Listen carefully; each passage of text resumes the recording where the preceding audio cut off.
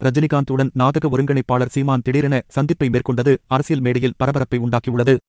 நாம் தமிழர் கட்சியின் தலைமை ஒருங்கிணைப்பாளர் சீமான் நேற்று திடீரென நடிகர் ரஜினிகாந்தை நேரில் சந்தித்துள்ளார். இது குறித்தான புகைப்படத்தை தனது சமூக வலைதளத்தில் பதிவிட்டுள்ள நாடக நிர்வாகி சாட்டை துரைமுருகன், சூப்பர் ஸ்டார் ரஜினிகாந்த் அவர்களை மரியாதை நிமித்தமாக சந்தித்த அண்ணன் சீமான் என குறிப்பிட்டுள்ளார். அது மட்டுமல்லாமல் புலி மற்றும் கழுகு சேர்ந்து இருப்பதைப் போன்ற ஒரு புகைப்படத்தையும் சாட்டை துரைமுருகன் பதிவிட்டுள்ளார். இதனை அரசியல் ரீதியாக இந்தியாவில் தடை செய்யப்பட்ட விடுதலை புலிகளை சீமானுக்கு குறிப்பிடும் வகையிலும் ரஜினிகாந்தை கழுகாக குறிப்பிடும் வகையிலும் பார்க்கலாம். ஆனால் தற்போதைய அரசியல் சூழலை பார்க்கும்போது இது முற்றிலும் மாறுபடுகிறது. காரணம், தமிழ் சினிமாவின் முன்னணி நடிகர்களில் ஒருவராகவும் அடுத்த சூப்பர் ஸ்டார் என்ற பெயரையும் ஏன் சினிமா வணிகத்தில் இந்திய திரையுலகையே திரும்பிப் பார்க்க வைக்கும் விஜய் தமிழக வெற்றிக் கழகம் என்ற கட்சியை தொடங்கியுள்ளார். ஆரம்பத்தில் தன்னை எதிர்த்தாலும் தான் அவரை ஆதரிப்பேன் என கூறி வந்த சீமான் தவிக முதல் மாநாட்டுக்குப் பிறகு இனி தம்பியும் கிடையாது, அண்ணனும் கிடையாது என்று திராவிடமும் தமிழ் தேசியமும் இரு கண்கள் என விஜயின் பேச்சுக்கு உடன்படாத நிலையில் நிற்கிறார்.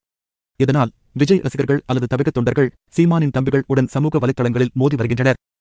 அதே நேரம் சீமானின் நாம் தமிழர் கட்சியின் பல்வேறு பகுதிகளில் பிரபலமான முகமாக விளங்கிய நிர்வாகிகள் அடுத்தடுத்து விலகி வருவது சீமானுக்கு சற்று பதற்றத்தை கொடுக்கிறது எனலாம்.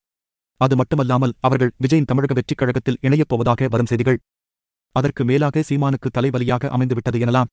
இது ஒருபுறம் இருக்க, சீமானோ ரஜினிகாந்தை சந்தித்தது அதே அரசியல் காரணத்திற்காகவா என்ற சந்தேகமும் எழுந்துள்ளது.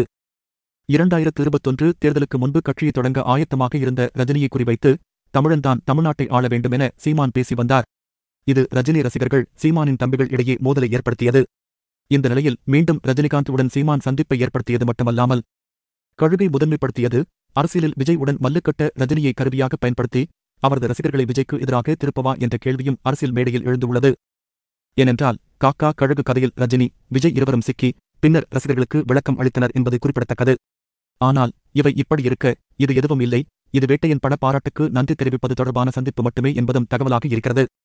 கடந்த அக்டோபர் 12ஆம் தேதி சீமான் வேட்டையன் படத்தை பார்த்துவிட்டு ரஜினிகாந்த் உள்ளிட்ட படக்குழுவினரை பாராட்டி வாழ்த்துச் செய்தி ஒன்றை தனது சமூக வலைத்தள பக்கத்தில் பதிவிட்டு இருந்தார். இதன் பின்னர் இருவரும் சந்திக்க முடிவு செய்த நிலையில் கூலி படப்பிடிப்பு, அரசியல் மேடைகள் என இருவரும் பிஸியாக சமீபத்தில்தான் இந்த சந்திப்பு நிகழ்ந்து உள்ளதாக கூறப்படுகிறது. இந்த சந்திப்பின் போது சுமார் 1 மணி நேரம் பேச்சுவார்த்தை நடைபெற்றதாகவும் கூறுகின்றனர்.